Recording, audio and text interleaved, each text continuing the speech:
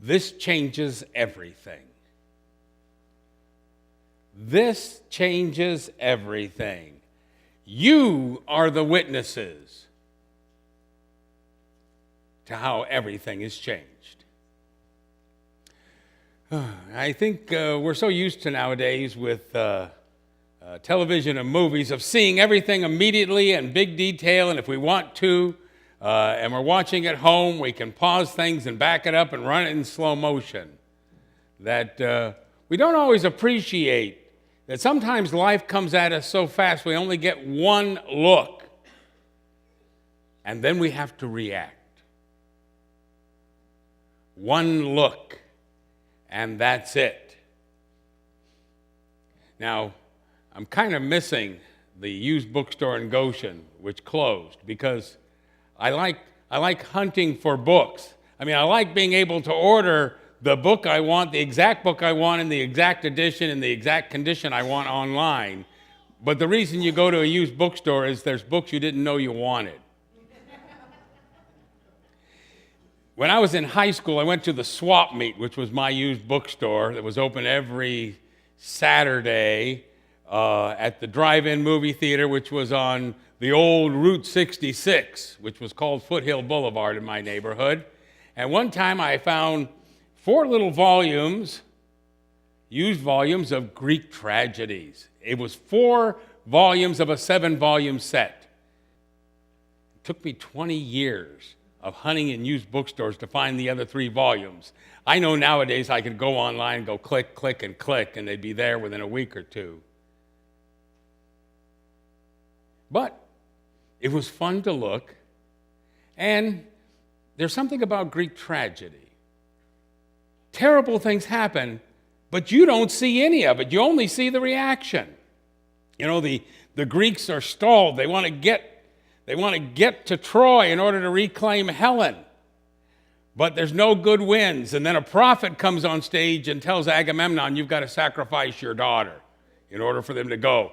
And he thinks about it and decides he will. And the daughter comes on and talks about it, but we never see the sacrifice. Then 10 years later, Agamemnon comes home thinking his wife won't mind the fact that he sacrificed their daughter in order for the ships to get good sailing. Not only that, but he's brought a mistress back home with him, and he doesn't think she's going to mind.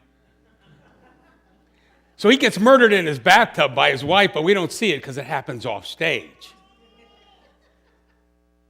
And then the son is mad because his mother killed his dad, Agamemnon, and we don't see him kill his mother, but we do see him running. We do see him talking about it. Everybody's talking about things, but we don't see any of it. I bring this all up, all the good stuff, all the blood and gore happens off stage, but not in the Gospels. In the Gospels, when there's hungry people, Jesus feels compassion right here in his guts. And that's why the loaves and the fishes are multiplied. When people are saying things behind his back in the Gospel of John, Jesus knows exactly what they're saying, and he tells them, I heard you. I might have been 200 yards away, but I'm Jesus. And I know exactly what you were saying, and if you didn't say it out loud, I know exactly what you're thinking. When they try to trap Jesus, we get to see it, and we hear his answers. And he's awfully clever. And they look bad. We don't get a report about it, we see it. And when the authorities finally have their way, and Jesus is falsely convicted in a show trial, we see it. When Pilate is figuring out that he's being trapped and says, talk to me, don't you have anything to say? Jesus just talks back to him. And when Jesus is flogged, we see it. And when Jesus is nailed to the cross and slowly dies in front of the people, we see it. When Jesus makes sure that his mother is cared for after his death and he speaks from the cross, we hear it. It's all there in plain sight. Except the scene I'd like to see. I noticed we had a little bit of special effects there I wasn't ready for, where the stone is rolled away and there's a light coming out of the tomb. I'd like to see that. I'd like the cameras to be rolling when the lifeless body is restored to life. How do we know it? What happens? Do only the fingers move first, or the toes? Do the eyes open? Is there a smile? I want to see it, but it's off stage. The only thing that's like a Greek tragedy is that this scene happens off stage, and we get to hear people talk about it. Now, the difference is this isn't a tragedy. It's just the opposite. This is good news. That's what the word gospel means. It's Old English. God spell good news. So what we have is not a description, which is what I dearly want to have. Maybe it's on the special edition when we get to heaven, where you get to see all the extra features that didn't make it in the final cut. But what we have is the reaction. In Matthew, an angel rolls the stone away and there's an earthquake. And if you haven't been in an earthquake, it is scary because it's not so much that there's an earthquake going on, but you don't know when it's going to end. This could be a little trembler, or this could go on for 45 seconds or a minute, and everything could be falling down all around you. The guards are struck down like dead. That's their reaction. And here in the Gospel of John, there's some interesting reactions. First of all, Mary of Magdala is there at the tomb because Jesus is dead and she is still faithful. Everybody's a Cub fan when they finally win the World Series. But I've seen a lot of Cub hats and Cub shirts here during a lot of dry years, okay? And of course, all the folks that were wearing their caps for whatever ball team it was during the dry years, they can put up with the front runners all of a sudden finding the hat and buying the gear. But Mary of Magdala was wearing the gear when things were at their worst. She's at the tomb, and she finds the stone rolled away and it's empty. Now pay attention to reaction. She's got the wrong answer. She thinks somebody has stolen the body for whatever nefarious purpose. But she's still on the Jesus team.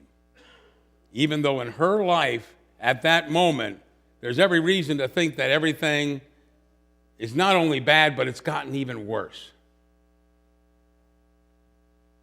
Are you on the Jesus team when your loved one goes into hospice care? Or when you're taking care of a parent with dementia? Or when you notice the first signs of dementia in yourself and you go into hospice care? What's your reaction? So Mary has the wrong answer, but she's still on the team. Then we have the reaction of Peter and the beloved disciple. They hear this word, and their reaction is to run. Not, what do you think? Should we check this out? The tomb is empty. Should we go get reinforcements? They run. They see the stone table empty and the cloth folded, and they continue to act. They don't have the right answer yet. They don't fully understand, like a lot of us. We say we're on the Jesus team, and we see tyrants worldwide seeming to hold sway. We see starving people in other countries, not because there's no food, but because people stop food from getting there. We see senseless wars. but we're still on the Jesus team, like they are. They don't get it 100%, they don't understand, but they're still on the team. And what about Mary? Let's get back to her. She goes back. How many of us are willing to go back? Even though church people aren't always the nicest people in the world. Now, you folks are all nice people. But we all know that you can go to church and find some real stinkers. Or we know that you can be faithful and somebody can say something really insensitive. It just hits you in your weak spot. They might not have even meant it, or they might have. Are you still on the Jesus team? What is your reaction? Mary thinks something terrible has happened, yet she goes back. And she sees the truth, the living truth. I am the way and the truth and the life, Jesus said. But she's not sure she gets it yet. But Jesus addresses her by name, and now she gets it. Just as Jesus will address each one of us by name. Some of you have experienced that already. Some of you may not have experienced fully already, or you may not be sure if you experienced it, or you may be wondering still. And it's all right. It's all right. You still belong. But now Mary gets it. Rabboni, which means teacher. It's important that it's mind-blowing that this needs translating. Who wouldn't know that rabbi means teacher? What it tells us is by the time John is telling us this story, the gospel has spread among people who've never known anything about the Bible, never known anything about gathering together to serve the one God. And so things have to be explained, just as you need to explain. You need to translate what brings you here today. In the old days, I would have said you could be home right now, sitting on the couch with the Sunday paper scattered all around you. For those of you that don't know, Sunday papers used to be really fat. They had a lot of extra advertising sections and all the special features, and you would spend all day reading the Sunday paper. Now you have your Kindle in your lap or your phone. It's the same thing, though, the same idea, all righty? You could be home with your phone, checking your email. But you have been called by name in one way or another, whether we fully understand yet or whether we get it. And that's why we're here. Mary gets it because Jesus has called her by name, and this changes everything. So we don't see the moment I want to see the most, Jesus in the tomb coming back to life. But we do see the reactions of the people, the witnesses. We watch their faces. And we look at each other's faces, because if you're going to see Jesus, if you're going to experience the risen Lord, if you're going to know that Jesus is truly risen, it's because it's reflecting off your face and off their faces. And we know that God is alive and active in this world. Now, there are people that are so worried that somebody may not have everything exactly right. There might be 20 things they think you need to know, and if you agree on 19 but not on the 20th, you're wrong, and we need to correct you. Well, we don't have a list of 20 things for you to check off. And the people in the scriptures haven't checked off every item either. What does it say? For now I know in part, but then I shall know fully. For now I see through a glass darkly, like Paul says. But then I shall be known even as I am known. I shall know. Love is the filter which allows us to see clearly. And love is patient and kind, as it says in 1 Corinthians. That means if we haven't caught up with somebody else, or they haven't caught up with us, or we haven't figured out that we're really on the wrong road, but people are being really patient with us till we get back right with them, we're all called together. Nobody stopped you at the door to make sure we checked off every item. But we need to know Jesus is Lord. And as we work together to discover what that means, we need to know that Jesus is risen. As we wait to see how that affects our life, we can trust each other's reaction. Surely the Lord is in this place, and I did not know it. Well, at the end of this, Mary wants to hold on really tight, and Jesus says, don't. I have to ascend to my Father. You know, there's a tendency to want to really hold on to that moment, to make every moment stand still. But our God is a living God that's in the present, and the present keeps moving. And we got to move with it. I would love to freeze that ideal church moment when it was experienced by me, but you may not have experienced it yet, or you may have experienced it long before me. So I don't know which moment to freeze anyway. But Mary then does the right thing. She goes to the people and says, I have seen the Lord. We have seen the Lord.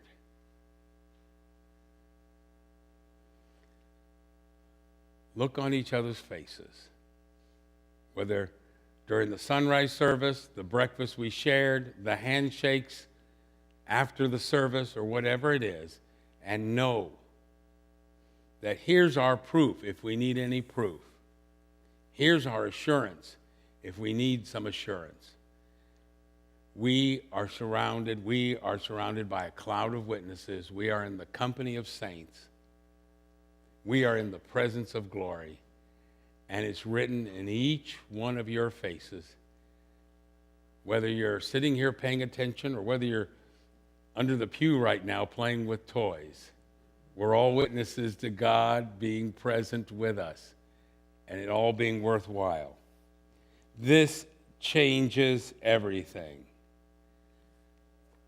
I may not have seen everything, but I have seen enough today and every Easter Sunday and every day during the week. Amen.